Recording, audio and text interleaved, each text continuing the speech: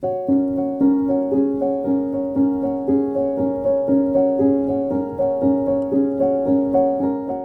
and welcome to another episode of the Stiry Cast with the Emily Effect, our partners in maternal mental health. My name is Brianna Johnson. I'm the host of today's podcast and story producer here at Stiry. I'm so excited to welcome Julianne Beck as my guest today. Thank you so much, Julianne, for being here with us. Yes. Julianne, I told you before we started today that feels like such an honor for me to be able to interview you. As in preparing and getting to know you, I just was so overwhelmed with your resiliency and your faith and the miracle truly that your life is. And so I know there are so many things that we could share today, but I'm so grateful for this opportunity to chat more about your story. So thank you again for being here and being so willing to be open and vulnerable. Yeah, you're welcome. I would love to start, Julianne. You had shared that even as a teenager that you had experienced anxiety, but even after your first pregnancy, there wasn't a connection. When did you actually feel that aha moment that, oh, maybe there's this relation to how I'm feeling now and what was experienced earlier in my youth? I just had no idea at all. I just trudged through it. So it wasn't until my second pregnancy that I went into deep depression when it was a crisis where I had to be addressed. So I just thought I was a stressful person. And high school was a lot harder than it had to be. If I could have known that I had anxiety and gotten on medication, it would have been a lot easier. But I just trudged through. Yeah, it's so interesting, at that time, it wasn't necessarily something that was talked about as much as it is now. So not making that connection makes sense. So yeah, like, what is this I'm experiencing? Yeah. And I would love for you to share, you kind of started telling us about this depression that you experienced. What did that feel like as a mom? And what experience did you have in what you felt like before and then what you were feeling like after you're experiencing the depression? Yeah. So when my son was maybe around 6 months old, I just started feeling really lazy and just would lay on the couch all the time. And I would just get so frustrated with myself. I just thought I was not trying hard enough. So I was really mad at myself. I was like, what's wrong with me? And so I just kept going like that for a while. It happened so slowly, we just didn't even know what was going on. Mm-hmm. And we have no family around us, so no one to kind of say, I think this is what you're experiencing. And we were so young and naive. So I remember my mom visited one time and she walked in my house and was like, oh my gosh, Julianne, you are totally depressed. Like my house was a mess. And then from there, it just like fell deeper and deeper and deeper. Difference between myself and being depressed is normally I just love light and energy, and when I'm depressed, it's like I'm just a shell of myself. And like symbolically, I just want it to be dark. So I remember just laying in my bed, not being able to get out of bed and shutting the curtains so tight and actually putting my covers over my head and just like staying there all day long. I like wouldn't get out of bed. I couldn't take care of my kids. And I had to have my mom come out and like take care of my kids because I was so scared of life and life was so overwhelming that I would just stay curled in that ball and like just want to stay there forever. And then like suicidal thoughts would come because I just didn't want to exist. I thought this is what hell must be like, but I'm sure it's not. But to me, it just felt so horrible. And I would lay in the bathtub and just think, oh, if I was stronger, I would go under this water and never come back up. I can't imagine being to that point where you just feel like I can't even take care of my kids. Yeah. That I want to just lay in this tub, yeah, and be done. Yeah. And, I've definitely had some hard moments like that where I'm a single mom. And so there are moments where you're just feeling like, okay, I need help. I need someone else. But it is so hard to admit that because our thoughts do go back to, well, I should be able to do this. I should know how to do this. I should be able to do it. I'm the mom. How did you finally reach out for help? So the hard thing is if you can catch it early and get help, it doesn't have to go so far. So once I was in that deep pit, it was so hard to get out, so hard. But it was with medication that I eventually got out of that. And when I got better, we always wanted a lot of kids, and I felt like I was better, and I was like, okay, we feel good about doing it again. But my third pregnancy was when it really went haywire.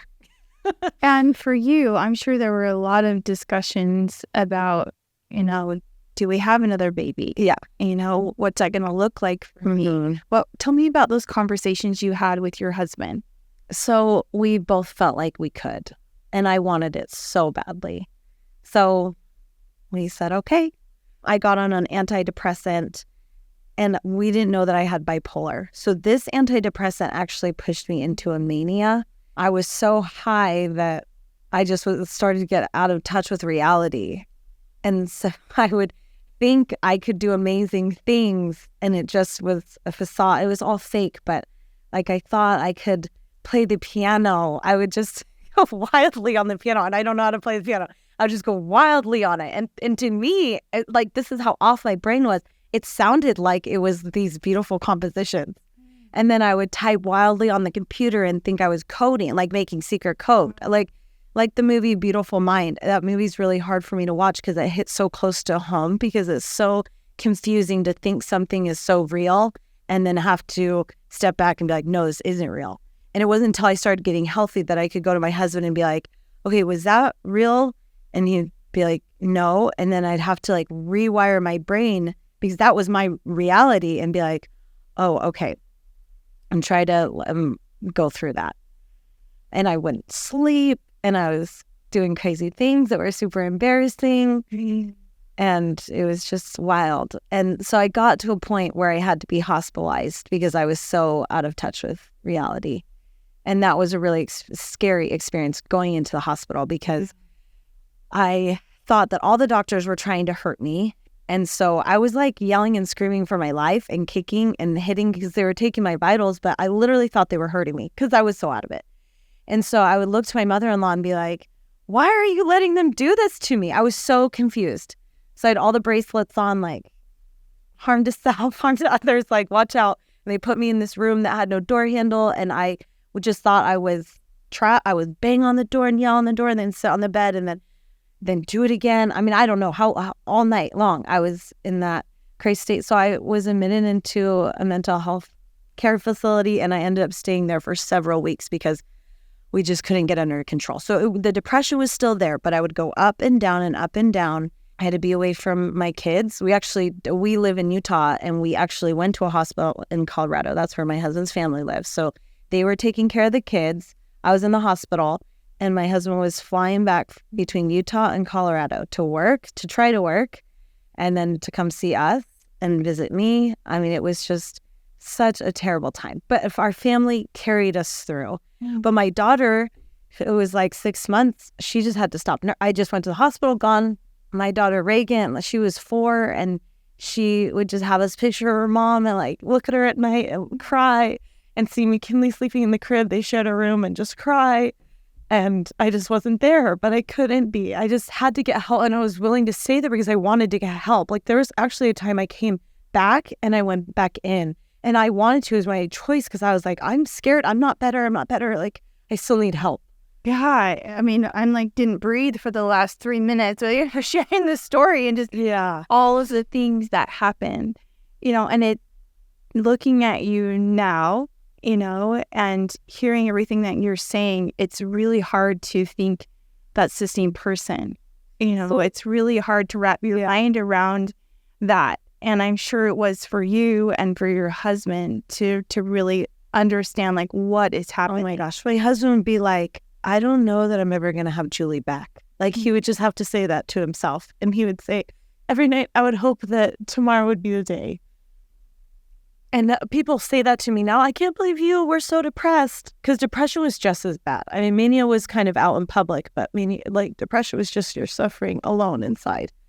And people say, oh, I can't believe that you suffer with depression, because my personality is so not down. But that's what was so healing for me to realize is depression is not you. It's your chemicals in your brain that it's out of your control. That it was out of my control, because I would feel so guilty as a mom. Like, I wasn't there for my kids, and they'll cry in their crib, and I was scared to go get them because I didn't feel like I could take care of them. And it was out of my control. That's how I had to forgive myself or give grace to myself, because I just was out of my control. But I'm just so grateful for people that were there for them, that they were always in loving places with loving people. And we had a nanny at one point, and we stayed with family. We had family come live with us, and we had neighbors and angels and like things you love to do normally. I love parties. I love people. I love big things. I love inviting everyone. And so my daughter Reagan was turning 5, and her birthday was approaching, and like the thought of doing a birthday party, like it just wasn't possible for me. Things I love, I hated because it was just, we couldn't even think of it. And my neighbor said, have Reagan come over and I'm going to throw her a party and have her come over and we'll make invitations and tell her to show me what cake she wants. And Reagan had already picked out a cake. She went home, got a cookbook, brought it over to Shayla's house and turned to this pink cake that she had already picked out. And her, like, God not only watched over me, he watched over my kids. Like, he loved this little girl. And if her mom couldn't be there for her, other people would be. It was just so sweet. I think it's important for people to maybe connect the dots about is that, in our society, there's so much stigma around mental health, and there's a lot of shame and blame that comes with the things that people experience. But as we realize and as we able to get treatment, as you're able to find out and understand these things, there's so much that's happening neurologically, hormonally, things that are happening inside our brain, and yet there's still that's the stigma that, oh, I'm to blame for this, or I'm at fault. Yes. Why do you think that's still there? I think we're so hard on ourselves, and we think, well, if I just try harder, that I can do this. And at first I just was like, I don't want to go on medication. It kind of, you have to hit a point where you're willing to go on medication, because I think I didn't want to go on medication. I tried all these natural things, and those are great. But if you're in a low enough spot, I mean, I needed to go on medication. Gosh, I just think there's shame in it. Like, I would look at other moms and think, why can they do this and I can't? Like, what's wrong with me? Why can they take their kids to the park and I can't even think of what to feed them? Like, it's like my brain was like shut down. I couldn't think outside a box. So it's like anthills were mountains. And I would just lay on the couch. I literally felt weight on me. And I would say, okay, I'm going to get up and do the dishes. And I'd stand up, and it was so overwhelming just to do the dishes, because then I would think of everything else I had to do. That would just like collapse back down to the couch. And I was so embarrassed of my mania stuff. I was just so embarrassed for so long, and I lost all my confidence. So I was always a very confident person.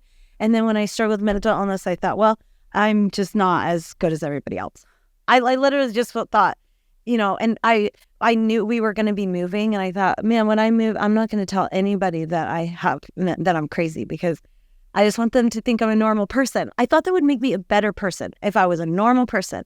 But I found that as I tell people that I've experienced this, that they like me even more. It's like, oh, good, we can connect. Or you are deep. You've been through hard things. You've climbed hard mountains. Your family has gone through these trials. And I just wanted to pretend it never happened to a new group of people. Well, and I think that, it makes you very relatable, because a lot of it's just normal to have this filter on what we share. Oh, yeah. Because we do have those fears of how other people will view us, and the stories that we tell ourselves. If I do this, then they're going to do this, or they will think this of me. So it's very normal. I think it's common. Yes, I think it was my age. So I was in my early 20s. I was 27 when I had my third pregnancy. And I think it was my age. I didn't know anyone else dealt with this. I think that was my problem. I was in this young neighborhood, and everyone just seemed so cool and so together. And I thought, when I moved in there, I thought it was the same way. And then all of a sudden this hit, and our family just became recluse, because we were dealing with all this stuff, and everyone else just is going on with their lives, and we are in crisis. And so I didn't know that other people went through this. I wish I would have, this Emily effect is so great to share it, to be like, you're not alone. And I could have gotten help earlier. If I had gotten help earlier, we wouldn't have gotten into these pits that were so hard to get out of. And so I'm actually pregnant right now, and 11 years later, I didn't think we'd ever be able to have more kids. But 11 years later, I realized that I can be on medication my whole pregnancy and post-pregnancy, and that's okay. I didn't think that was okay. It's bad for the baby. I just worked with my psychiatrist when we thought we'd maybe want to have another child, I talked with my psychiatrist and she's like, you can be on this and you're fine. And I'm like, oh, I feel like I have this net to catch me and I know all the signs. Before I didn't know any of the signs. Like when I was depressed or anxious as a teenager, my mom's like, I am so sorry. I just thought you were stressed. I didn't know what was going on inside, like how bad it was inside. So now if I get anxious, like I know what it is, like how it feels to me. And I think people will just have to know how it feels to them. Like, how am I feeling when I'm like anxious or depressed or having OCD or having any kind of mental health thoughts that aren't your own, that are irrational? Because we're all going to have these ups and downs. That's life. And it's good to have those feelings. But when things start getting irrational, it's like your life doesn't have to be so hard. Get help. Go to a doctor, tell other people. I didn't know to tell other people because I didn't know it was I didn't know anything was wrong. I just would be hard on myself. And what would be that cue? What do you think would have been your cue if you would have known, like, okay, these thoughts, these are irrational, but it's hard, I'm sure, in that moment to know, like, okay, I should tell somebody that this is happening or I should reach out. What do you think the difference is in how you can actually do literally something? If it had just been talked about. Honestly, I didn't know. That makes so much sense, which that's why the Emily effect is so good. Yeah. It's like, you're not alone. If this is a sign of that, and that's okay, and you're loved, and there's people who support you. And I just didn't know. And then I was so I was so embarrassed I went to the hospital. To me, being in the hospital state, I never know anyone who had gone to a hospital. And so I'm like, well, if you're a crisis, the hospital is a safe place to go. Whereas for me, I'm like, oh my gosh, that's like the loony bit. Like it just... I didn't know any stories. I was just so young and naive that I thought I was the only one. And you don't go to the hospital. If you go to the hospital, you're nuts. And so that's how I felt for so many years. I can see that has definitely been like the established story that's around. So take us back to that time. You were in the hospital for 6 weeks. Yeah. And then you received a certain type of therapy. So tell me about that. And then what were those next steps to going back home, and the fears that must have been surrounding that? Yeah. So after I was there, the doctors would tell Will, and he hated hearing this. They'd say, oh, Julianne's such an interesting case. Man. Because I would rapid cycle. We're trying medications after medication, and nothing was helping. And so towards the end of my stay, they said, we can do this treatment called electroconvulsive therapy, where it's literally putting your brain into a seizure to kind of activate things. Mm-hmm. And it sounded so, the shock, it's like the shock therapy as people know it. And it sounded so bizarre that I was like, but I was willing to do anything to get better. I wanted to live. I wanted to be a mom. And so I was like, okay, let's try it. So it was a hard process, a series of therapies. And so we did our first ones in Colorado. And it helped me get out of the rapid cycling. It helped me enough that I could function. Not well, but anyway, it helped me enough that we could go home. So we went back to Utah. I did another series of those at the University of Utah. And then it was just a really, really slow road getting better. And once you're down in that pit, even though you're even past the postpartum, it took years for me to get better. And not only get better from my mental illness, get better in my confidence of who I was. Because I just thought I was less than everybody else. I put everyone else on this pedestal, which is fine to admire other people, but it was unhealthy in the way that when they were on a pedestal, I was below them. So I just thought, I just compared myself. And I mean, I think it goes with age too, but it took me probably, there was a point where I could function. I was still a shell of myself, but I could take care of my kids. And to me, that was enough. Mm. And so I was like, I will feel like this forever, and that's okay.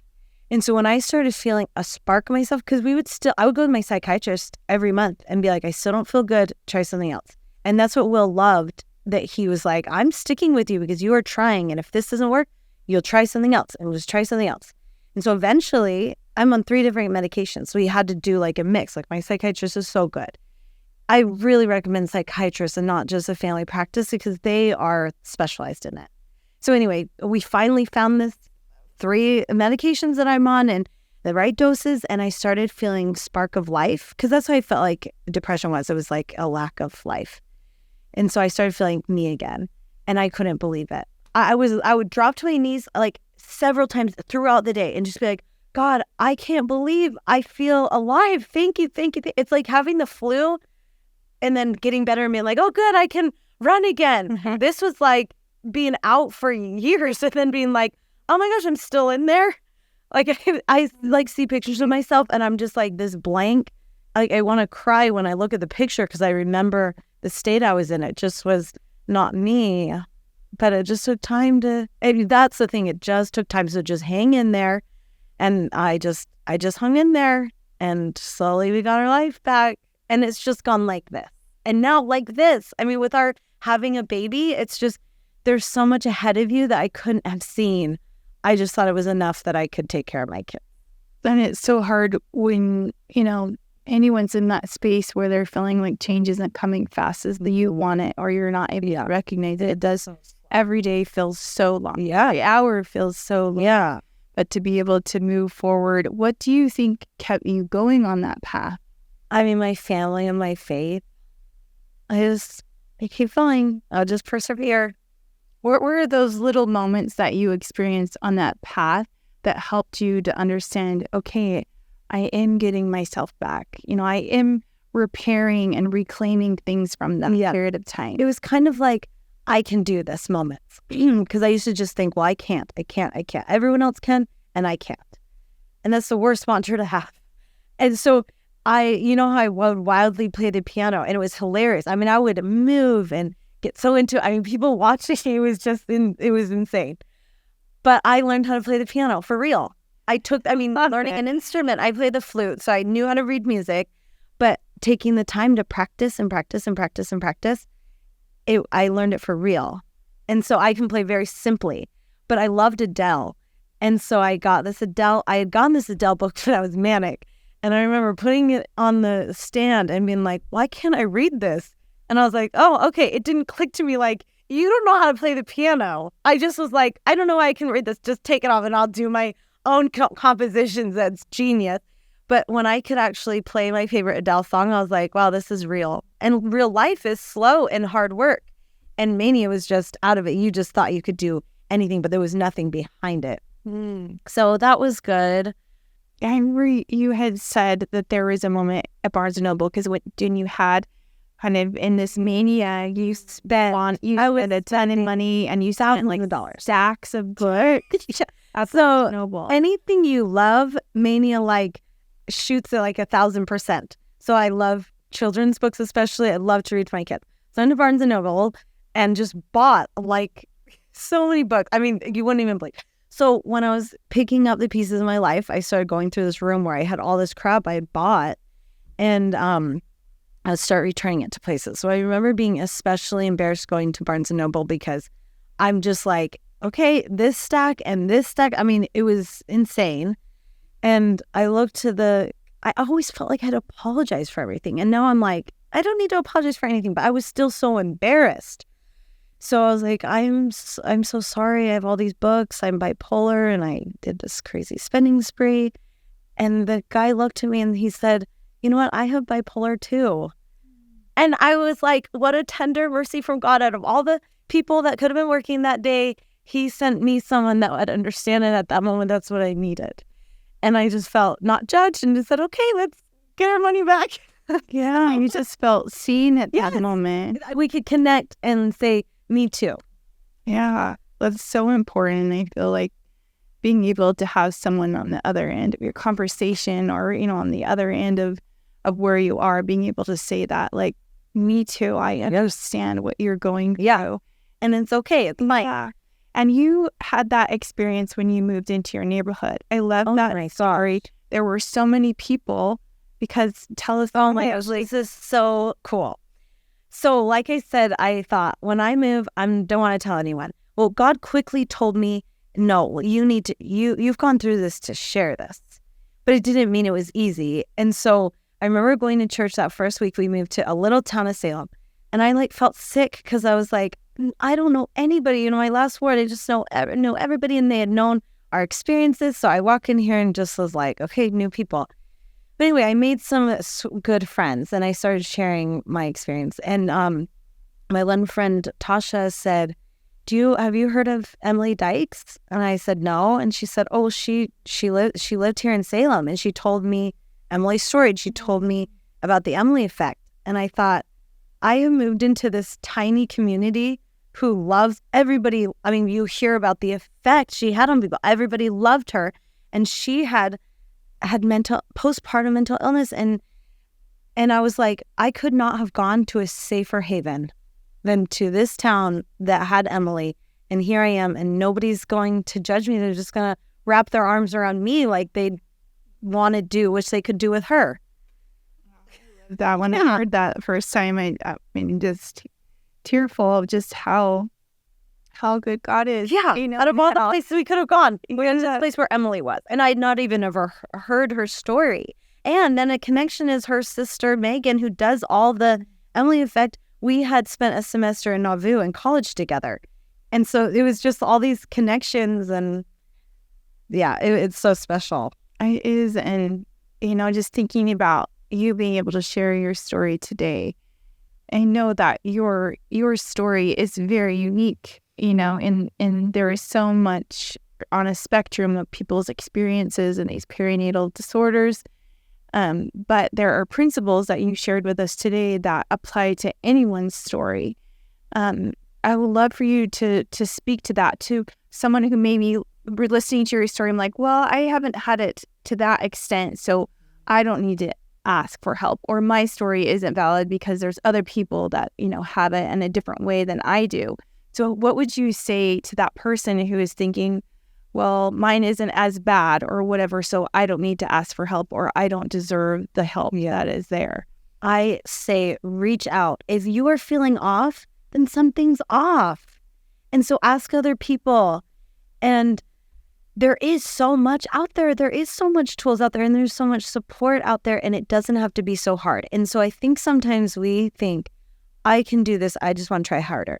But what I realized, if we need to do it for other people, like if we're not our best selves, our kids don't have their best mom.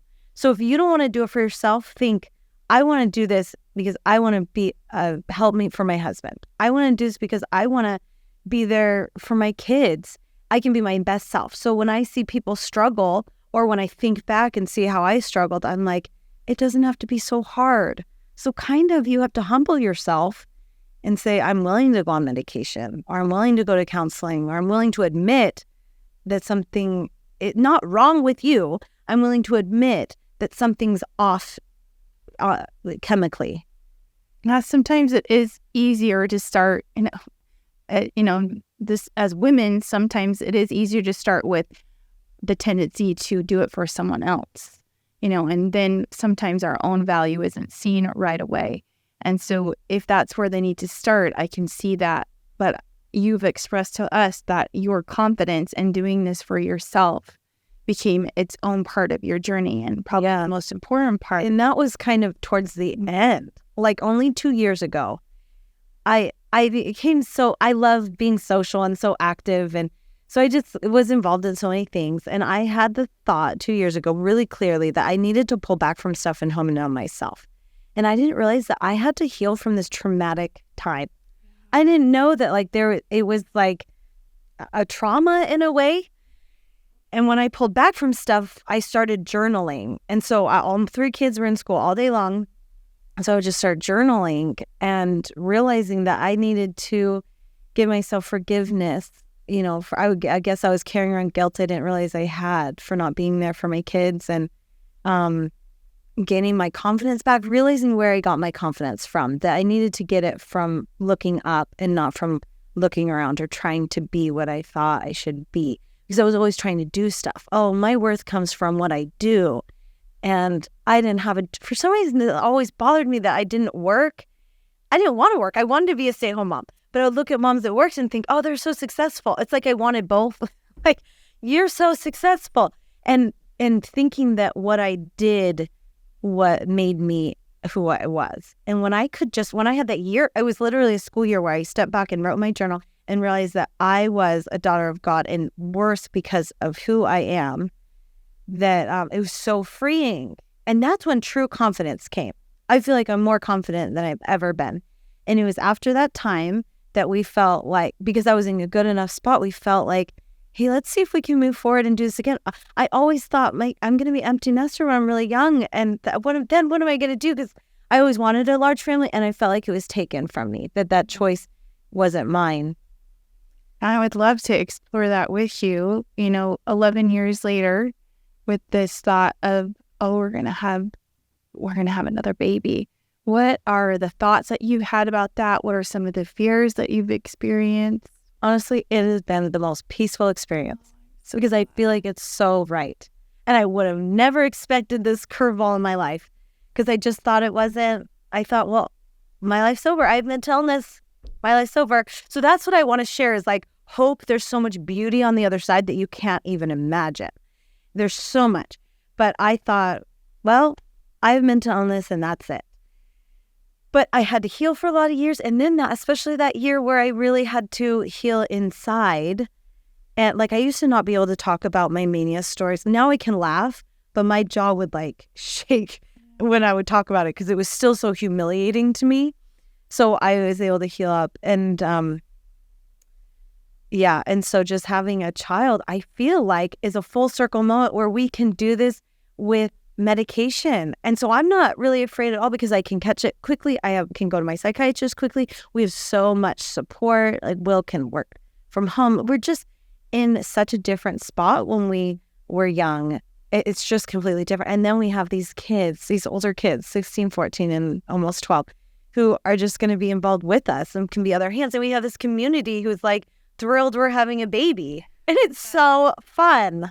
This pregnancy has just been so fun because everyone's so happy for us because it was so shocking when we started telling people. Like everyone thought we were joking because it just was. We would have never thought. I imagine that it's very common for people who have experienced, perinatal disorder or maternal mental health challenges. When the idea of having a baby comes into their mind, that there is a lot of fear, there's a lot of questions that comes up. If you could speak to a mom, that is having those fears, someone who really wants to have another child but has all these fears, what would you say to her? Yeah, rightfully so. I think each situation is so different because for a long time, it wasn't right for me. Even though my desire was there, it wasn't right. And so I felt like I had to surrender to that. So maybe for some people it's right. But don't let if you do feel like it's right, don't let the fear stop you because there are tools. And I didn't know you could be medicated the whole way through. To me, that was amazing. But what are some of the tools that have been most helpful for you that you've experienced over the years? So for me, a medication has been, and I've stayed on medication for 12 years straight. And there was a time when I was like, okay, well, my mental illness is sparked by postpartum and I haven't had a baby in 5 years, so maybe I don't need to be on this anymore. But when I really pondered about it, I thought, this is a gift. Medication is a gift. And because I have it, I can live my life. And I thought of my grandma who couldn't, and she wasn't able to be the mom she would have wanted to be, and that I can live for her. And so I thought, if I have to be on medication for the rest of my life, that is just fine. And so then I kept going on. And now we're having a child. And I'm like, I think I was supposed to just be on this whole time and have it through this baby. And we'll see. I mean, things change and you can change. But I also know sometimes people get off medication because they're doing well. And then they get off and they realize they were doing well because they were on medication. But some people don't need medication. You can, therapy or meditation and walking and being in nature and seeing friends or working out. There's so many things. I think just talk about it and find the tools. And the Emily Effect has all these resources. So find what's going to work for you, but admit it and talk about it and just being aware of it. Like I said, I just was unaware. And so I couldn't connect the dots until it was like we were in crisis. And I imagine also having a partner, a spouse that was also very supportive. What were some of the things that Will did that helped in your healing process and, in this realization of what was happening? He was just always there. He just was the steady. He had to be the steady for our family for a lot of years. And marriage is like that. Sometimes you need to lean other, and sometimes you're lifting together, and that's wonderful. But there are times when you'll have to carry a load, and he stepped up and did it. So he was just the steady for us. And my kids stepped up too. My oldest daughter she would like change her baby's diaper and get them out food. I mean, she really and I felt bad about that too. I felt bad that she had to step up when she really just needed to be a little girl. But I've since felt like she's been a stronger person for that, and that she was happy to be there for me. It's beautiful. It's hard to allow growth in our children sometimes, or we wish we could take it away. And it's hard when there are circumstances outside of their control. But I'm grateful that you've been able to see, those moments of strength in your children. Yeah. What happened, some of those beautiful motherhood moments that you were able to experience recently, maybe that you felt like you didn't have when you were a younger mom? So McKinley, she was 6 months old while I was in the hospital away from her for so long. And think about the time they'd hold and nurse your baby and all those weeks. And she's 11 years old, and it's so unique that I still just cuddle her so much. Like, we just see each other, run into each other, and just squeeze each other, and I'll climb up on my lap. And I just feel like she was such a fighter, because babies can detach and then maybe not make that connection. And we just reconnected, a miracle, without skipping a beat when I came home. She was still just my baby, and I've held her for all these years in an unusual way. It's like, so it is a little hard for her to have a little brother, because she has been this just coddled little, but I just say, my love's not going to change for you, and it's going to be wonderful. But so I've just held her so much, and I see my son, who's 14, just have such compassion. Like I said, that Beautiful Mind movie is hard for me, and I'll cry. And he'll just come over and not even say anything, and just open his arms and hug me and feel for me in such a compassionate way. I love that. It's beautiful. I love that you had shared that sharing your story has gotten easier. Yeah. It does, when the more that you do that.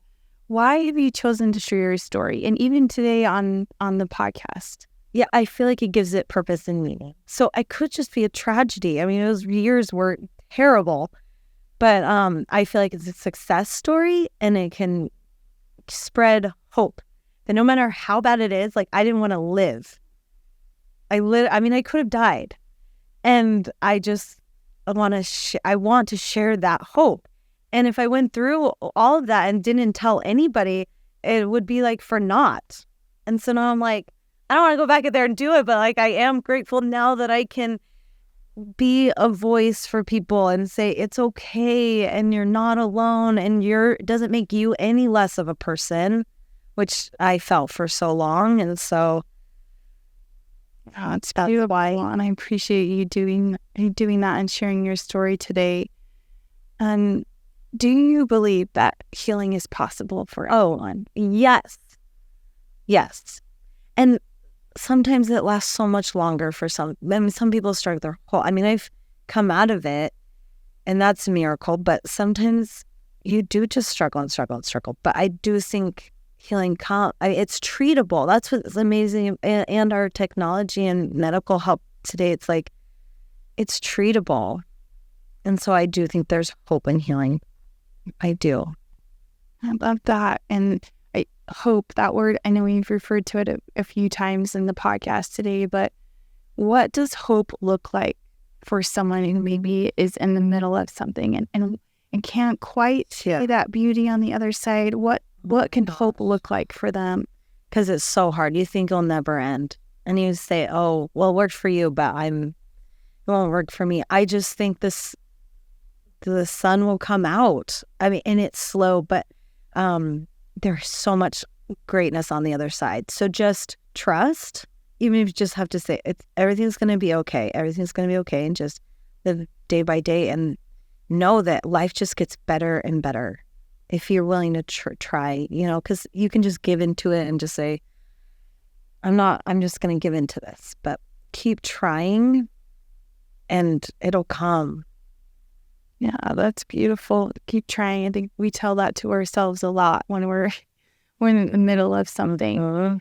If there was a message that you had for yourself, if you went back to those moments where you were hiding in the closet, wrapped up in a blanket and just feeling like, I can't do this. What would a message be that you would want to tell yourself? Part of the therapy I did was to visualize myself and go back to myself. So I actually felt like I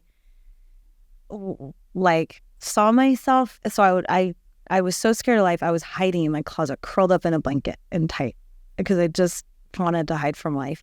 And so I visualized myself going back to her and putting my hand on her back and just being like, you're okay right here where you are. Like, not shoving you to be like, stand up and everything's going to be fine. It's like, no, things aren't fine right now, but you're okay. You're okay. Like, you're good enough just right here. Well, a lot of grace to be able to. I needed to, because I was carrying that around. I didn't realize that until I took time to say, let me look in, and that was, I think, freeing, and I think preparatory to being able to have another baby, because we're moving on in such a healing way instead of just holding on to past hurts that I didn't really even know were in there. Yeah, well, I'm so grateful that you gave yourself the opportunity. So I think a lot of us do just try and push to the next thing instead of acknowledging and validating the emotions of and the experience that it wasn't okay, right? Yeah, but I'm okay. Yeah, and there is hope, and I am able to move forward, and so I'm so grateful for that, and I feel like that's part of what the Emily Effect has done is like we acknowledge where you are. You're not alone, but here are these tools that can help you. Here are other women who have had experiences like yours, and here's how they've been able to go through it. So I just feel like it's so powerful. So I just want to thank you so much for being here with us today. It's such an honor to be able to be with you and to know of your story. And I know it's going to help so many women, I hope, in their own journeys. So thank you, Julianne. You're so welcome. Thank you. Thank you for joining us today as we discuss these important topics here on the Stiry Cast in partnership with the Emily Effect. We look forward to joining you with more episodes as we help you in creating a safe space to be along supporting you in your journey.